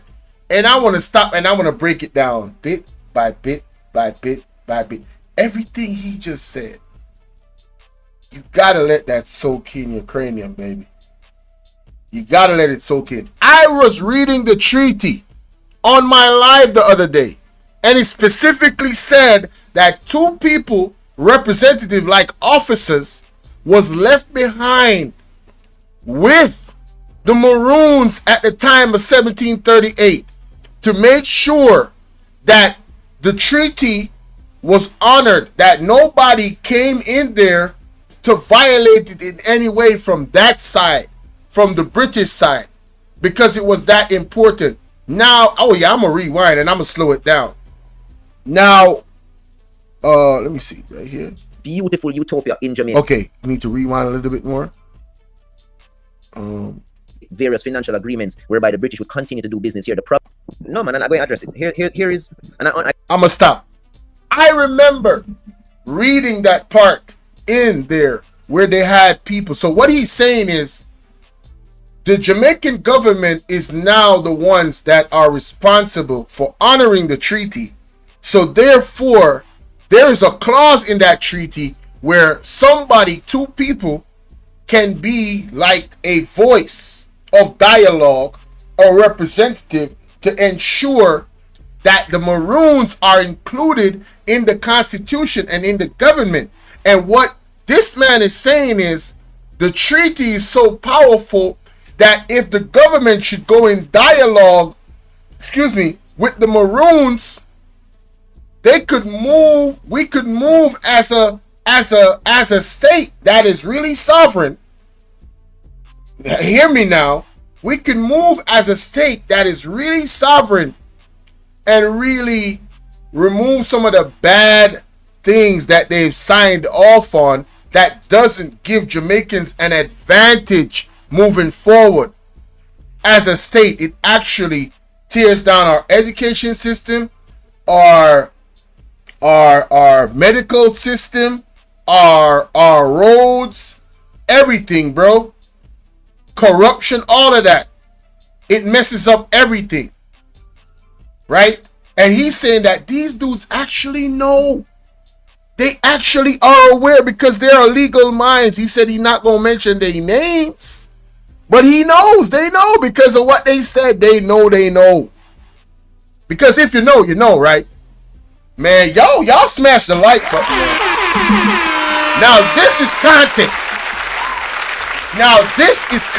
This is Independence Day ? Content right here.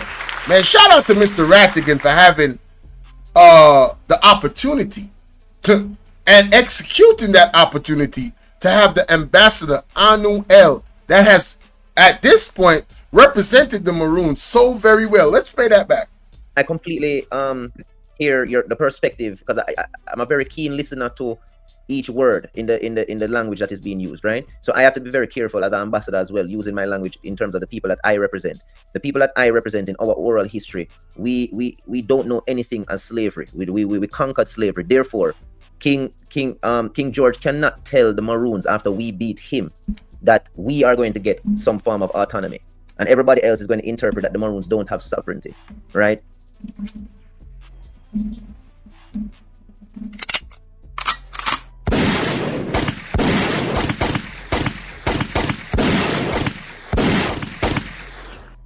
Shots fired. Basically, we won the war. You lost. This was a peace treaty because if you didn't sign the peace treaty, you would have lost everything. So the agreement was for you to continue to do your business so you can make some money and not lose everything. Yeah. Damn. Embarrassing. He needs some milk. Lord have mercy. Did anybody ever think about that? I sure didn't. I'm going to tell you right now. I did not view it in this way. But the man is absolutely right. Lord have mercy. I'm telling you, Nanny of the Maroons and the Maroons was kicking they ass, bruh. I'm talking about, man. Do you know that's a whole country we talking about? And these dudes say, yo, man, white flag, man. We can't do this no more, man. We got guns and everything, and they still kicking our ass with bows and arrows. Nah, B. We can't take this much losses, B. Listen, let's do the diplomatic thing. Let's have some dialogue. Lord have mercy. We never lost the war. We won the war. So nobody can dictate what type of government or how the land was going to be shared up. Or it has to be understood that the Maroons won the war. That means as the nationals of the land, we are the landowners. What the British did is create a peace treaty to do business here, because in order for them to have stayed here and continue to do business and get money from their creditors, because they were in debt, right? They were fighting a war for over 84 years. So there's a financial agreement. The peace treaty helped to create various financial agreements whereby the British would continue to do business here. The problem, Patrick, which is why we're having conversations about autonomy and it being degraded and where we end up today, is that unfortunately some of our ancestors did not execute government how we know government to be, like how the British were running governments or other First Nations were running governments, right? So there's a major gap that was created for us. We didn't understand the forked tongue of the white, as the Native Americans say, the white man, right? We didn't know the forked tongue of the British was just trying to ensure that they did not lose the island and lose money from their creditors and everything, as one of the main reasons why they signed the treaty, because they were losing money every single day, and they would have been bankrupt with the Jamaican system what they had set up here, because sugarcane, remember at that time, was supposed to be the crown jewel of their system, right? So once they got that document and the creditors supported them and they were still here doing business, similar to like bauxiting, right? They now tried every effort to divide the Maroon communities. They divided the windwards from the leewards, told them. That is something the enemy always does. When they see strength, they do it in Africa with the tribalism, and we, the people, fall for that shit all the time. It is time to unite, ladies and gentlemen. Hey, Talk Your Mind TV, I'm with you, bro. Yo, where do I sign up to become a Maroon officially and denounce my Jamaican citizenship? Hello, because I am not taking no nids. No sir, not me. I ain't telling y'all what to do, but I am not taking no nids. Where do I sign up to be a Maroon? Where do I sign up to live somewhere in peace until I pass on and transition, instead of living in a society where I gotta be worried about, man, somebody gonna kick down my door, I'm gonna be on the road doing my thing, trying to make some money, and somebody gonna try and rob me and take my life? Where do I sign up, Mr. Ambassador Anu L? Yo, I am so serious. I am serious as a heartbeat. I am serious as a heart attack. I am dead and alive serious. Where do I sign up? They want to be over you. They want to subject you. They want to do this and that. And then now years later, you have a set of Windward Maroons now that doesn't want to meet with their brothers and sisters and willing to throw some of their brothers and sisters under the bus. This is because of the psychological framing of what's going on. Why? Because it's important. They need to separate us so we are not united. So we cannot settle the matter on the ground. Do you understand where I'm going, Patrick? So it's not that I am saying that we want representation in the parliament necessarily. We're suggesting that communication can be had, that someone can be in parliament to say to you what necessarily, let's say they're making laws or the Senate is making laws, right? Let's say it's even if not the parliament, that we have a seat in the Senate where we can give the voice of reasoning from our portion of understanding. That way our rights are not affected. And here's an actual case in point. In 1601, what is known as the City of London versus London City, they have a charter to be an independent state, and it's still operative right now. And they have agreements where they have people who are sitting inside the parliament in England, right, that is protecting their rights. So if anybody wants a case study, go and study the City of London versus London City. The City of London versus London City. Google that. I'ma Google that. The City of London versus London City. Right, itself, where the Bank of England is and all that, is a completely separate jurisdiction than how London operates, right? And it's the same exact system of how a Kong Kong is set up. There are so many advantages of the Treaty of 1738, if we were to update the treaty with the current government of Jamaica, that we could create a beautiful utopia in Jamaica. Beautiful, because the government of Jamaica throughout the years have already, through international and geopolitical pressures, have entered us as a people into certain treaties that we can't just jump out of, right? These treaties are creating whether economic hindrances, because economic hindrances, the IMF, borrowing money from the IMF, and the stipulations that come with those borrowing of those money does not serve us. That's two. In his statement right here, this dude is very, very educated. He is so... Are you listening to this man? He understands the worst thing. Not PM, because he is not but a... Hey, shout out to StarTech, man. He's so... The views and opinions of people in the chat is not that of the content creator, but they are entitled to their opinion. This is free speech, you heard? Lord have mercy. Shout out to you, Star Tech. Can't really go this way because we're going to be breaching this treaty and that treaty, you know. So there are these nuances. But look at this. You have this perfect virgin canvas, cockpit country, Akongpong, and the rest of the Maroon communities, Maroon town, right? That can help and assist with the various things that can happen here on the island that can't necessarily happen in Kingston or other parts, that Jamaicans can still also benefit from a business understanding through these necessarily agreements. But nobody's thinking like that. You know why, Rattigan? You know why, Patrick? You know why, Herb? Because there are a few people on the island that know what I'm saying to you right now to the core, and they're greedy. They want it for themselves. Ladies and gentlemen, this is the motivation of the plot. Greed. Greed. What has this government of Jamaica so far as a body? What is the most common thing that you hear about what's going on with them? First and foremost, there's 8 persons that are under investigation for what? Solicit enrichment. Greed. They're renting buildings that pretty much are empty. One of those buildings are owned by a PM, paying our tax dollars to that, not PM, MP, member of parliament, right?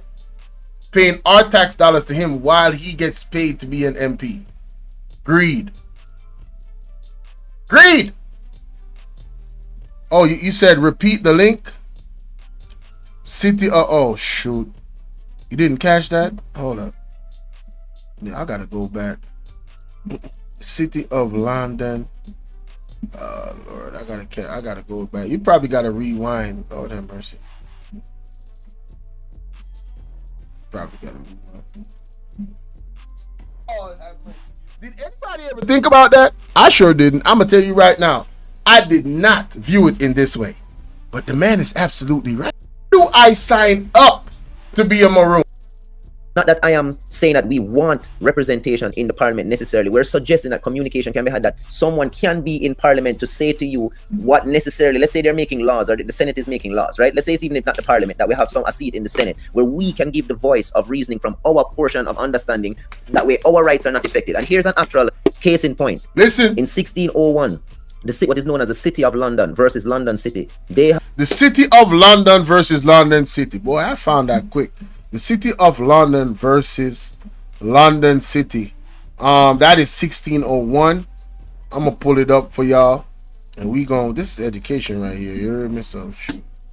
All right. Timeline of London. City of London versus London City. The City of London versus is not one of the London's boroughs. Okay. Let me go here.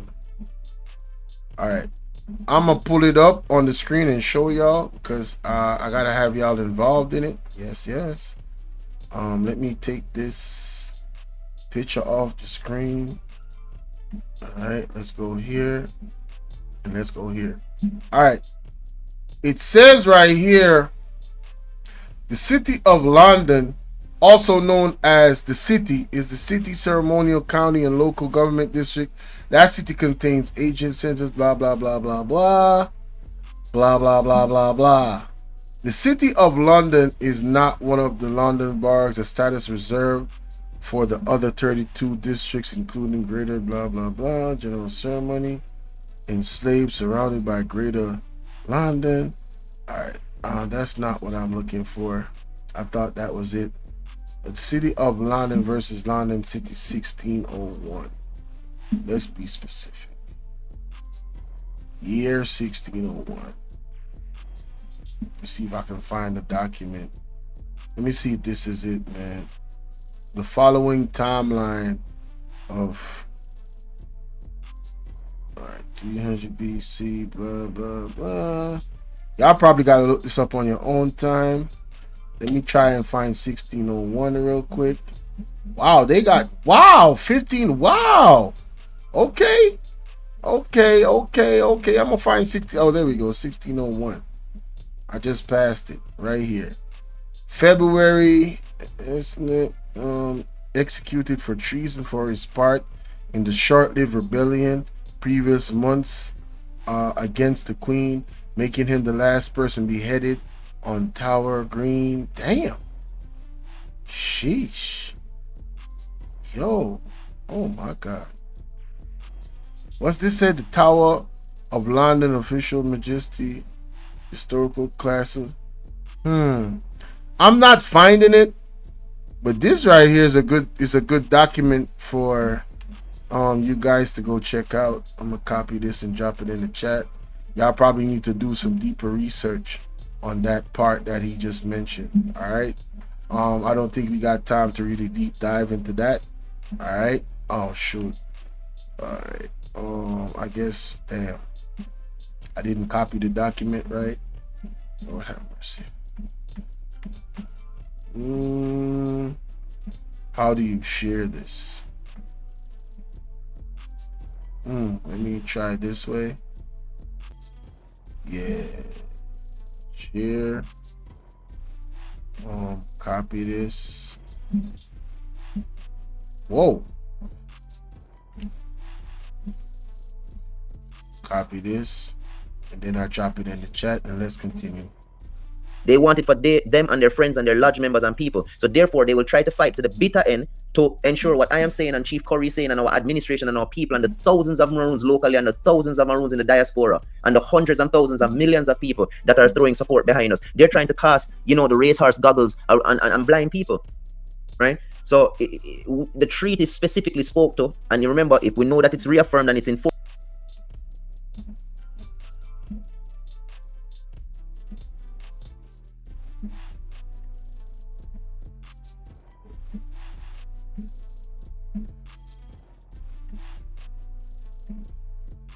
Come on, man. What is going on with my internet, man? Don't play with me, man. Of course, which it is. It spoke to that two people, right, could stay with the Maroons in terms of a diplomacy. That means two people can also be on the British side, which is now the government of Jamaica since 1962. We can now, this is how we're supposed to have this discord. And I will say this, I won't call their name. Somebody from the sitting current government of Jamaica, whether they want to say they were running a joke or not, and they're very, very, very good with the law, I'll just say that, asked about that specific clause and asked in a joke, well, if they want to say a joking matter, but it was more of a serious question. So what if I became one of the white men? So it showed me and Chief Curry immediately that they knew what we're talking about. They know, but it's just a matter of how can it happen? What kind of dialogue? What will Jamaica look like if we go down that road, right? And I believe the current government of Jamaica believe that there's a legacy that they want to build, and in building that legacy, the Maroons are not in that legacy. They're bingo. This is the plot, ladies and gentlemen. I really 100% really deep down to the core of my being believe that is what this government is trying to achieve. To somehow remove all claims that the Maroons have, whether by force or otherwise. That's why my first video I did, I said they were disrespecting the Maroons. Because I was confused as to, don't they know the history of the Maroons? It's a quick Google search. We did it in school. You know what I'm saying? So I was discombobulated, really. I was like, what? What is going on with this government, man? It's a complete barricade and blockade against anything that Akong Kong is doing or the movement is doing to try and reestablish and reassert our rights. So with that being said, Rattigan, it's just a steep hill that the Maroons face right now because the Jamaican state is heavily resourced. They are determined, and they're determined behind a leader that is seeking a legacy, to leave a legacy in a certain way and write it in a certain way. And unfortunately, no matter how much people try to convince him just to even have a conversation with the Maroons, even when he decided to have the conversation with Maroons, he requested that Chief Richard Curry not be there. So allegedly, here's the plot. Mr. Andrew Holness has something against Chief Curry. I don't know what it is, but why would you want to have a dialogue with the Maroons, but you don't want to have a dialogue with the leader of the Maroons? Make that make sense. I guess Chief Curry is too much for him to handle.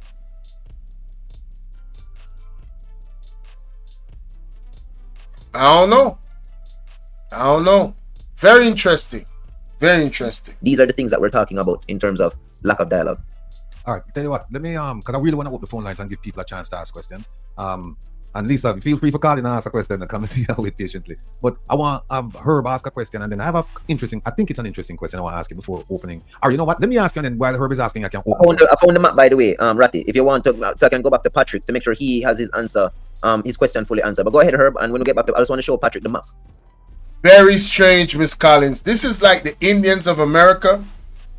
To put it in context for you guys, this is like the government of America not including the Indians in the native Indians in the Constitution. Them not honoring the treaties, because remember there was war between them both, and there was a lot of casualties on both sides. That is like the American government not honoring the treaties between them and the Indians. This is what the Jamaican government allegedly, based off their own actions, I am assuming, this is my opinion, that they do not have the Maroons in their plan moving forward. When you see the amount of vehicles that they sent into Quick Step just for lumber, for wood, they sent the army up there, a mini army. 270 alleged officers and soldiers went up there. That's a lot of resources. That's a lot of resources. And it's coming out of our pockets, the Jamaican people. Makes no sense. Okay. Okay, I had a call a while ago, and one of the things that the caller was stressing. Can you hear me? Yes. Yeah, one of the things that the caller was stressing was, look at the upheaval yesterday when Vibes get out of jail, right? And jump into an escort of 2 limousines, right? And the people.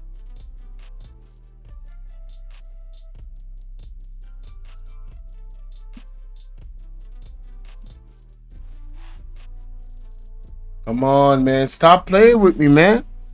I'm almost there. I'm almost done. Jesus Christ. This thing is freezing up like a mug. Who are out there jumping up and down and everything. Do those people have a clue about what's happening with the Maroons? This is one of the questions the caller was asking. Because the caller is hearing what you're saying today. And it's coming through as to how you're being sidelined.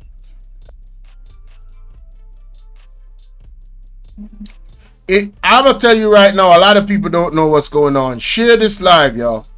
Share this live. A lot of people is not aware of what's going on. Anybody ever try to help you directly? All right, great question, Herb. There are some supporters on both sides of the fence. I would just say that some would have to be very quiet, obviously, if they're working with the current government, but they wouldn't be giving massive support or anything. They would just not kind of trying to push the major agenda. And those are not people, obviously, in the upper circles of the plot that may be underway against the Maroons.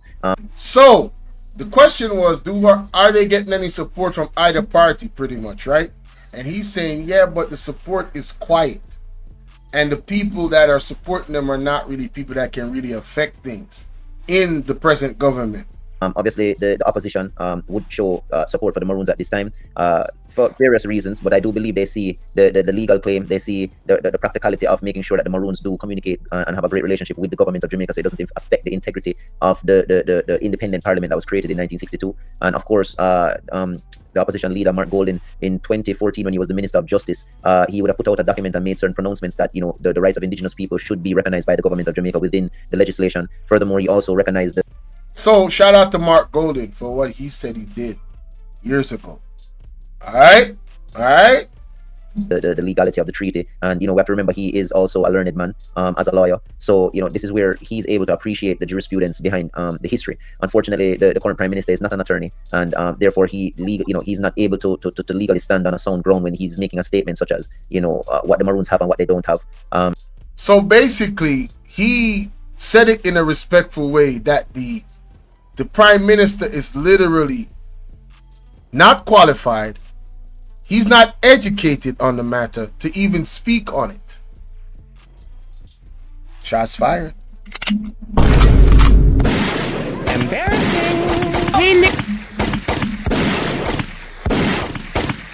Embarrassing. Now, We need some milk. Now, I'm not educated on the matter because you would have to be a lawyer to actually understand these documents and what they really mean, a treaty and all of this. But if you got some common sense and you reading, you could tell, bruh, what the government is doing is asinine. Instead of really dialoguing and trying to find some, let's put it this way. Read The Art of War. Nobody tries the approach of fighting if there is room for dialogue.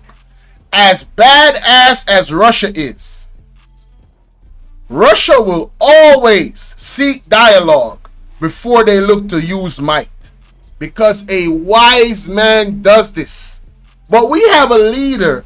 If this man was the leader of Russia, do you know that Russia would be in several wars already? Because he's thin-skinned, in my opinion. He's fickle. All right? I don't think he really is that confident within himself. There might be some past trauma as a child that he's battling with. But he's gotten so much power, in my opinion. The plot is to get more and to get absolute power, because power corrupts. But absolute power corrupts absolutely. Listen, man, I'm either trying to get locked in with the Maroons and become a member and stand with my indigenous people, my family here in Jamaica, all right, my sovereign people, and because I ain't taking no NIDS, I'm telling y'all right now, that new ID that they're coming with, hell no, to the no, no, no, hell to the no. Tell you that right now. Shout out to Talk Your Mind TV, baby. In terms of our rights, so it's just a lot of interesting things that are going to be playing out over the next I would say the next year or so until elections. Rattigan and Patrick and Herb at first, because we are a pain.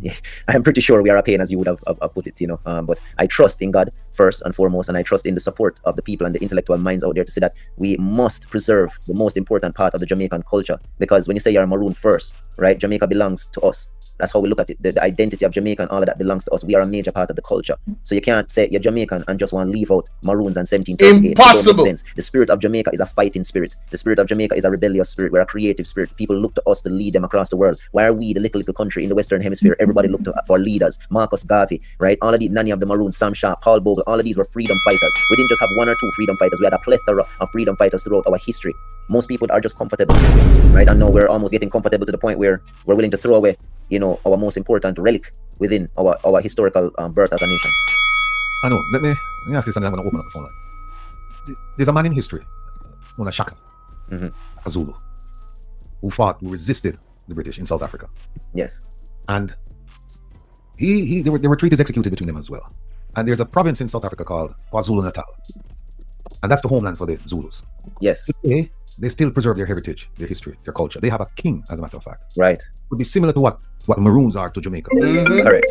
So that's how I view the Maroons, because the Zulus and the continent of South Africa, or the people of South Africa, they coexist. There are no issues there. Now, I'm going to read you something. It's a very short thing. And then I'll ask you the question. It says, we, the indigenous people inhabiting the archipelago within the North American territory of the Americas, referred to as Jamaica, have reaffirmed our independence and birthright. Our government is styled. Come on, man. Stop playing with me, internet. I'm almost done. Come on, man. As the sovereign state of a compound. A compound town is the capital of a cockpit country. We are the heirs to the 1738 Maroon Treaty and Maroon identification. Is this the reason why the Prime Minister is so... Come on, man. What are we doing right now, man? I'm almost done, man. Stop playing with your boy. Jesus. This shit is buffering for hell. Where am I? The one can still also benefit from a business understanding through these necessarily agreements. But nobody's thinking like that. You know why, Rattigan? You know why, Patrick? You know why, Herb? But there are a few people on the island that know what I'm saying to you. All right, tell you what. Let me because I really want to open the phone lines and give people a chance. Steal your land, where they try to blunt you when it comes to your treaty. All right, you know what? Let me ask you, and then while Herb is asking, I can I found the map, by the way, Ratty. If you want to, so I can go back to Patrick to make sure he is able to appreciate the jurisprudence behind. We, the indigenous people inhabiting the archipelago within the North American territory of the Americas, referred to as Jamaica, have reaffirmed our independence and birthright. Our government is styled as the sovereign state of a compound. A compound town is the capital of a cockpit country. We are the heirs to the 1738 Maroon Treaty and Maroon identification. Is this the reason why the Prime Minister is so, but I remember him saying that there's only one sovereign state in Jamaica, and that is the government of Jamaica. So we don't recognize Ono. So even if the British say we recognize Ono, and other governments and other organizations, we, the Jamaican government, we don't recognize Ono. And what's your best argument to him? Just give me one argument before I open the phone. That you could say, Mr. Prime Minister, you're wrong. Well, in simplicity, in him being wrong is the same thing I would have said to Dion Jackson Miller in what I presume would be my chess move on the board as a checkmate, is that the independent parliament that was created in 1962 is not the signatory to the 1738 treaty. It is the British Crown. Therefore, the independent parliament cannot make an act of parliament to erase the treaty, halt the treaty, or subvert the treaty. Right? We are dealing with an international document that the British Crown themselves has reaffirmed as the head of state of Jamaica. And unfortunately, the Prime Minister of Jamaica is not the head of state of Jamaica at this time. Therefore, he must, as a responsible government, according to the savings clause of the Constitution for the government of Jamaica, must perform according to the contractual nature of how contract law works. And he must speak with us at some point. If not, he will have to then deal with the repercussions of what a breach to a contract is, or what a broken contract comes with when you talk about going to the justice system or such. Man, listen, I'ma stop it right there. Mr. Andrew Holness, your government has been warned. All right? If you breach this treaty, the legal ramifications alone, the global eyes that will be on you and your government. I'm telling you, you're going to show your ASS. Max Rami said, wow, riots in the UK, man. Listen, I heard that in Bangladesh, they ran out the president of Bangladesh. People said, get the hell up out of here. He had to run. She or he had to run.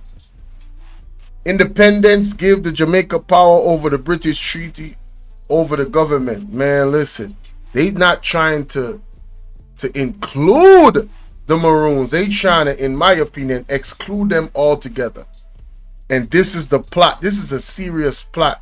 And this plot, in my opinion, this is what is they're trying to achieve because of the resources that the Maroons own by this treaty, by this agreement.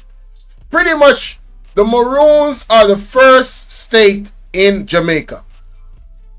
The rest of Jamaica, pretty much they own the whole goddamn thing. What the treaty did was give the British leverage to continue to operate. All right? If the Maroons decided they were going to be cutthroat, they could have seriously continued the fight against the British, which they already lost. And they could have just took the entire Jamaica for themselves. But they signed a treaty. This is what is done in war. So we come to an agreement. And these treaties are very serious and should be honored. And this government, based off their actions, have no intention of honoring these treaties. They don't want a dialogue with the Maroons, allegedly.